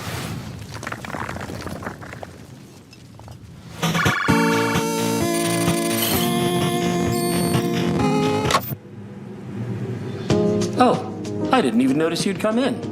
Welcome to System 6D. You've been hired, which means that in this training video, you'll learn everything about your new workplace. Work in our company requires expert-level skills in basic, built-in programs. But your primary responsibility at System 6D is testing our new products and identifying any possible bugs. You'll be using our revolutionary geometry testing system. It's so advanced you'll feel as if your consciousness is really inside the program. The bugs can be found anywhere inside, so be very observant when traversing the virtual landscapes. But thanks to the world's first fully visualized bug detection, even a brainless mannequin has a chance at success, which means so do you. While System 6D is a technology company, our greatest asset will always be our people. Guys, how am I supposed to work under these conditions, huh? Here at System 6D, you can look forward to free lunches. Join our friendly team. Together, we can make Geometry OS the shape of the future. All you need to do is answer the call. After all, we've already hired you.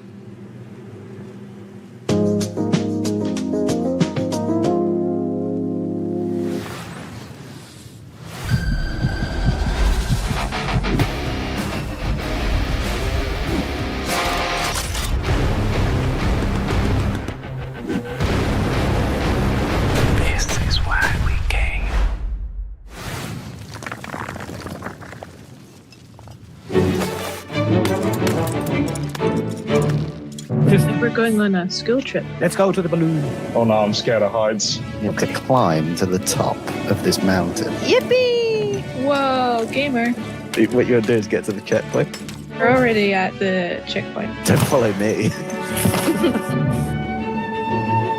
Jump, jump, jump. No.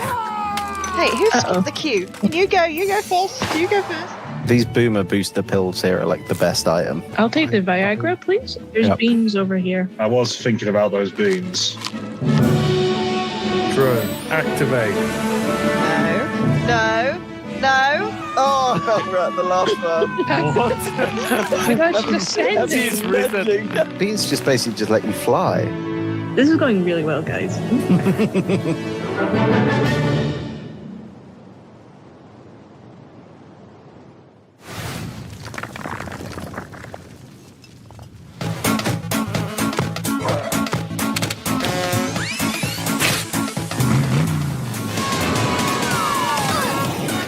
What is this? We're all each other's obstacles. Let's put it that way. You know what?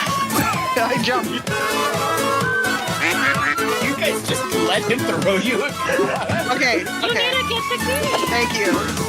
Well, I'm guessing I gotta color my part. I wasn't paying attention, to be honest. Oh, I don't remember what it looked like. Okay, let's do that again. I love you, but you gotta do something. You? Oh, kill me! Kill me!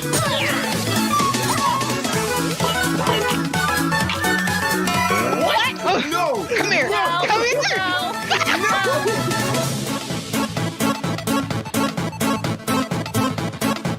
Y'all bunch of haters.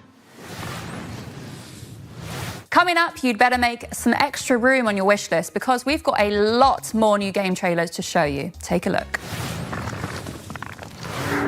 The ritual, an attempt to part the veil between planes.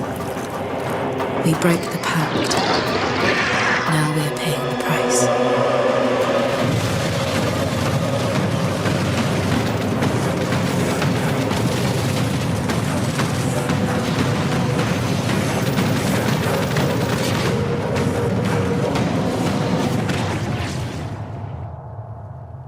This is it, warrior. Wake up!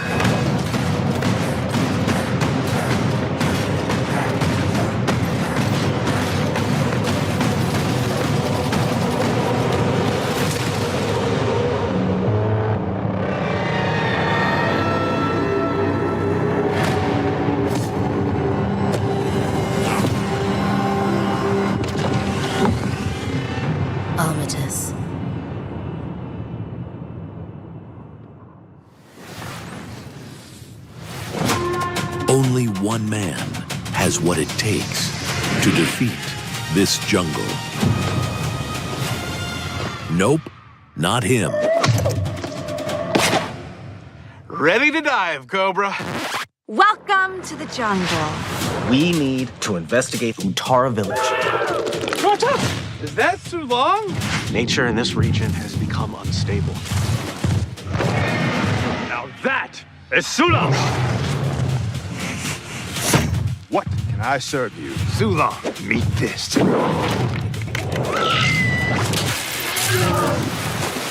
Suit up. It's a good day to dive.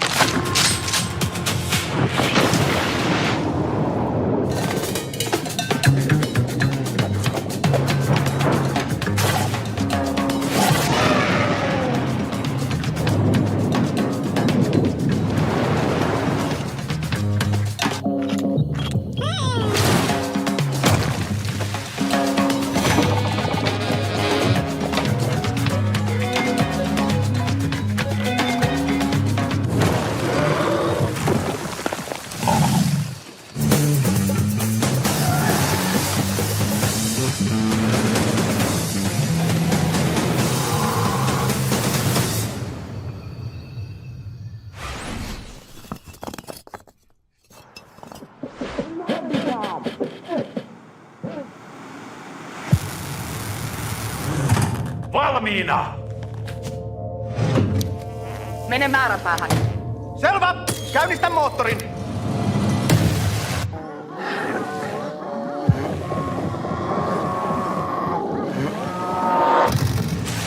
Erkki, näetkö mitään? Signaali havaittu!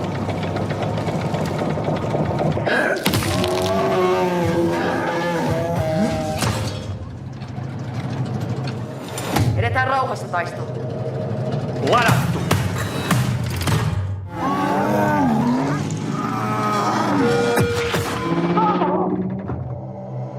Käännetään oikealle! Toimitte! Ammus tuossa!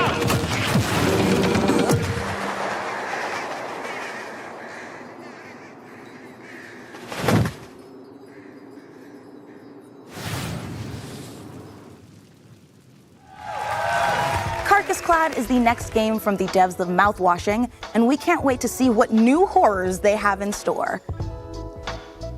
Hey, Sean, are you gonna introduce us to your new friend there, or? Well, Mica, I thought it'd be a nice time to brush up on my miniature painting. Thank you, I did deserve that. No, you didn't. But Sean, we're back in the 90s. You couldn't have picked a worse time. The world hasn't accepted nerds as a, lucrative market yet. If you step out of this house with one Space Marine, just a jungle full of football captains will be waiting to tear you apart, just like they tore apart your Pokemon cards. Mica, What? I don't have a death wish. Listen, since we took a one-way trip through the time hole, I figure if I start brushing up on my miniature painting right now, then I'll be winning golden demons left and right by the time we age back to the 2020s. Hold on.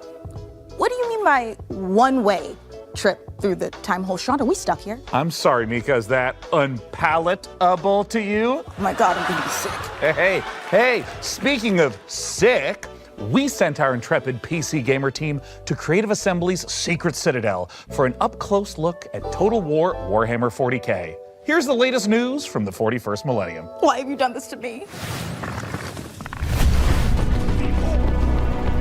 There is no peace amongst the stars. There is only war. Total War Warhammer 40,000 is really like a marriage of IPs made in heaven. We create authentic worlds. And we have a really precious IP currently that we are working with, which I know lots of you, just like us, really love. We read a lot of books, played games, painted minis. We want to insert you in that authentic universe. The galaxy is an unforgiving place. Everyone is fighting. There is no option to stop because, the world will eat you alive. But you as a player, you will make the difference. And what's really unique about Total War is you can experience that whole universe, from the galaxy running an entire faction across the stars, to the soldier fighting on the ground, just clinging to life, try to survive another day. It's literally like being that armchair general who is like, I'm at the command of vast forces, doing big flanking maneuvers. doing the smart moves of like jumping over, like covering big spaces, especially with the jump backs, or dropping bombardment of the enemy. And that's what's unique about it, is the scale, both the horizontal and the verticality of it. It's a big, vast franchise, a massive setting that's been around since the 80s, but luckily we don't expect players to know everything. We don't even want them to know everything. We have a brilliant onboarding experience. It's a very story-driven set of campaigns, and there was only one iconic location to start. Yes, it is Armageddon, the quintessential place that represents the fight between humanity and orcs. They're like larger-than-life characters. Like one of my favorite ones is Yarrick, who, yes, we will have in the game. Well, don't forget his arch rivals there too. We have Ghazghkull Fracka, the prophet of the War himself. Yep. But it's that journey that's going to be the interesting one. Yeah, it's a path to Armageddon, yeah. The stakes are galactic, so you're going through between systems to systems, where the end goal, at least for the Orc and the Imperium, is definitely Armageddon. And Armageddon's certainly not where we're stopping. It's just the start.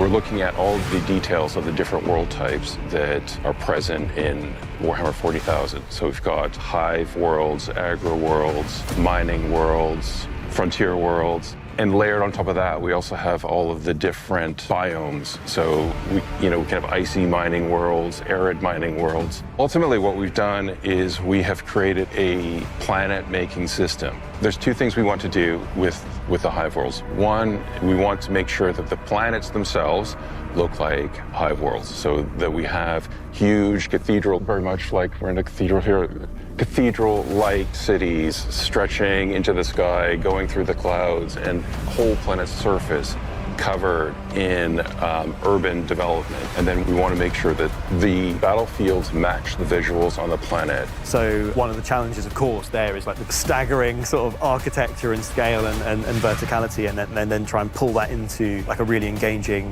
gameplay space. The sheer volume of potential lanes and routes. Building zones, traversable lanes, cover zones. We have some maps where your focus will be on sort of like navigating through these choke points and blasting apart areas to get a bit more sort of room to maneuver, or bring down a building on someone that's trucking along past. But then there's actually some pretty significant open spaces within them, like gigantic landing pads, and sort of the scale is so utterly off the chart.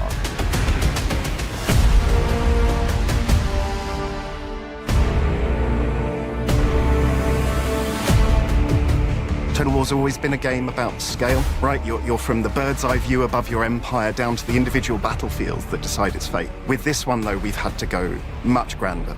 You're fighting across a solar system, right? Imagine you're looking down at kind of your ship's bridge at the hololith that's displayed. You're now deciding, which planet do I wish to assault? Which regions should I conquer to give myself the most strategic advantage? Every decision you make as a player is not impacting just your current turn, but it's impacting every turn that goes on afterwards. Those decisions, they stick with you, they follow you. It's not a linear path through, right? And also narratively, the decisions you make as an individual drive the outcome of the story itself and how that plays out. So even playing through with the same faction multiple times will yield a different experience for you as a player. We want their strategic decision-making to pull their forces through the game, but they will certainly encounter narrative events or the framing of why they're there, what their objectives are, how do they win. So the narrative framing will influence the rewards you'll kind of get for conquering a certain system. If you're the Astra Militarum and you take a plant on a civilized world, they're probably going to get a boost to tank production. If you're orcs and you come across a world rich in scrap, that's probably going to help you build some stompers much faster than going to Agri World, for instance. If you love Warhammer 40,000, we are bringing that to life in a way you will never have seen in any other video game that's been made. If you love your strategy gaming, right, in general, if you love your turn-based or real-time strategies, we've got you there as well. We cannot wait to spend the next many, many years crafting the ultimate grimdark experience. And you can help by joining our closed beta, which gets launched later this year. We are on social media, so please follow us for more news, and thank you again.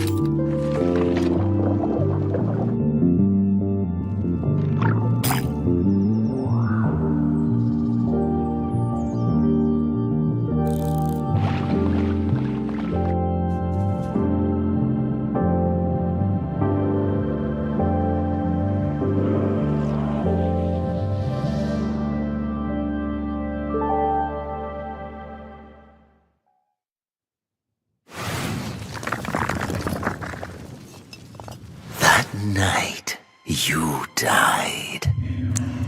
That night, you became one of us. Many were destroyed. You were not. Staked through the heart, buried alive, abandoned in the deepest hollow of the Temple of Eternal Whispers.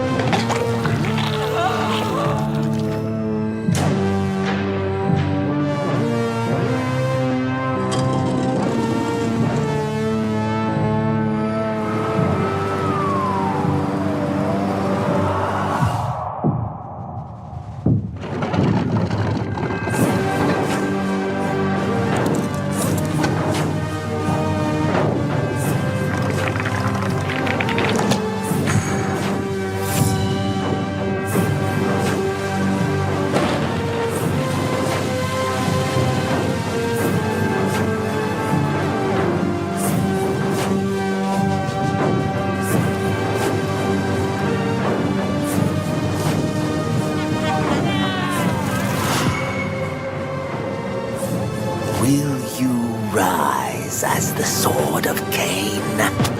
Or will you piece together the shattered remains of your humanity?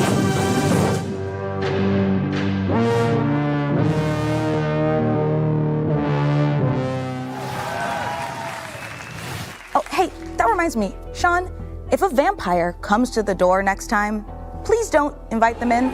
Okay, look, I was just trying to be polite, like he was my DoorDasher. Give me a break.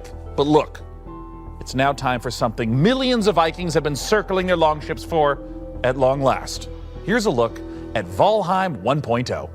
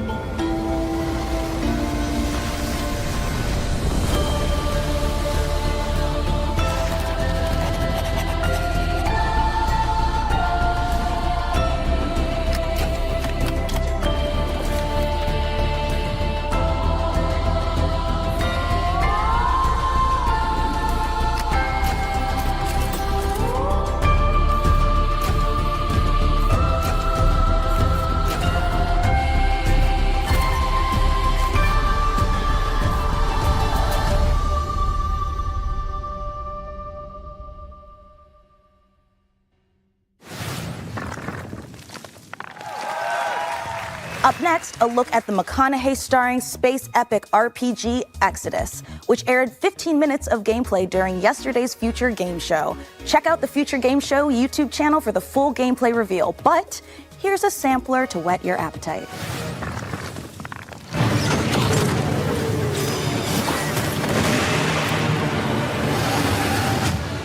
Hi, I'm Chris King, game director on Exodus. For those that didn't see the extended gameplay reveal on Future Game Show, here are some highlights. Exodus is a cinematic science fiction action role-playing game where you become the traveler, leading a crew on high-risk missions across the stars. You'll journey to deadly planets, derelict ships, and the remains of lost worlds, facing relentless threats as you rely on your companions and the unique weapons and abilities only you can wield. You play as June Aslan, someone with a rare connection to ancient alien technology, one that may be the key to saving your homeworld. Along the way, you'll decide who stands with you, what risks you take, and what you bring back, shaping your path and the future you return to, where time has moved on without you. We also share a glimpse of Persepolis, where you'll return between missions. It's where you reconnect with your crew, prepare for what comes next, and see how your choices are shaping both your character and the world around you.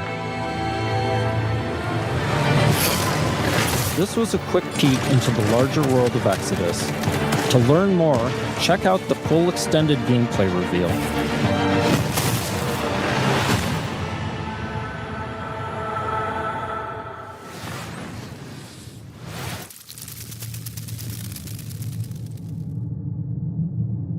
Your presence here is the most precious gift you could have given me.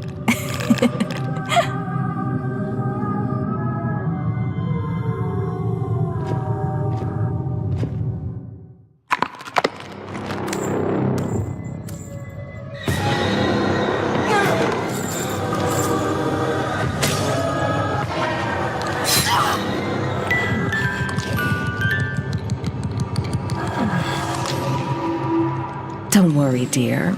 I'll put you right in no time.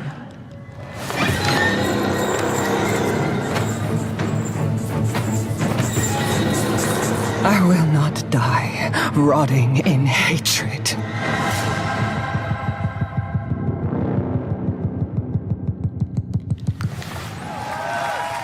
Red Nun's Legacy is the final chapter in the Remothered trilogy, and you can get caught up by claiming the last two Remothered games for free on Steam. Ooh, what a gift! Right? And while we're closing in on the end of the show, we've still got more to give. Mica. Yeah, Sean. Are you thinking what I'm thinking? Only if you're thinking of one last world premiere. Oh, you know me so well. Yeah.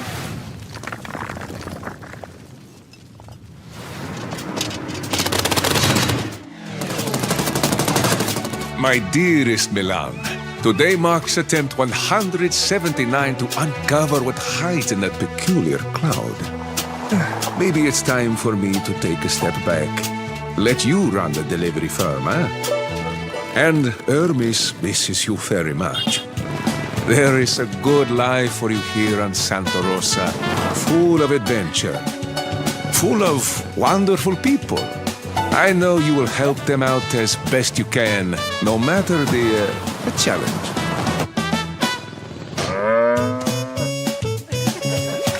If I don't return, come find me up there. Signed, Uncle Umberto.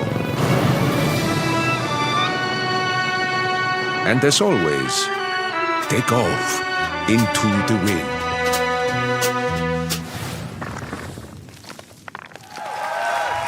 This has definitely been a very special episode of the PC Gaming Show. We laughed and we learned. I don't remember laughing. That doesn't count. Well, that's it from us. Thanks to all of you for being part of our live studio audience. And remember, set those VCRs to record our PC Gaming Show, Tokyo Direct, in September. And of course, the PC Gaming Show Most Wanted will return in December. Blorpy!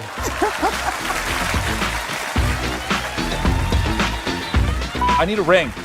If I don't hear a ring, I'm not picking up anything. I need Foley here. Whoa! .com. Sorry. Okay, hold on, I'm about to burp. Don't start anything yet. It's gonna happen. No, it's gone back down. It's part of me now. Thank you so much for let's do that again. All right. Gather. Oh, sorry. I'm like that beat it. All right. I drooled a little bit, but I'm ready now. Oh, sorry. By same day delivery. Delivery. Frankie, I know you're in there. I know your line is coming up. Hello.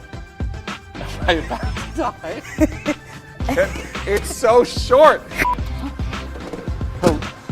Hello. By visiting.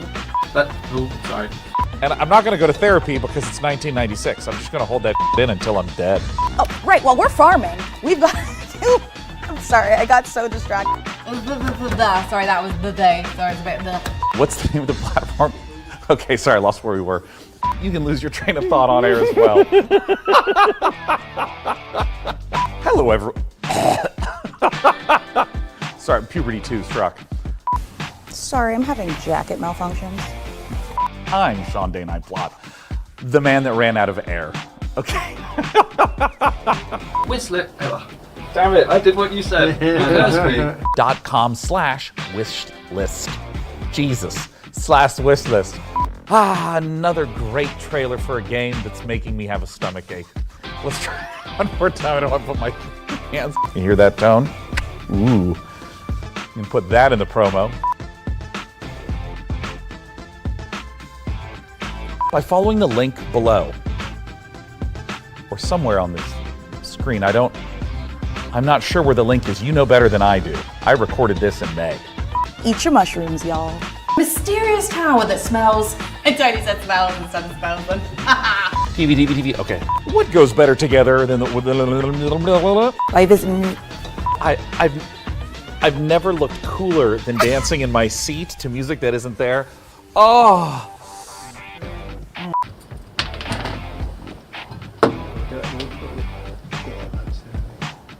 You'll see where that went.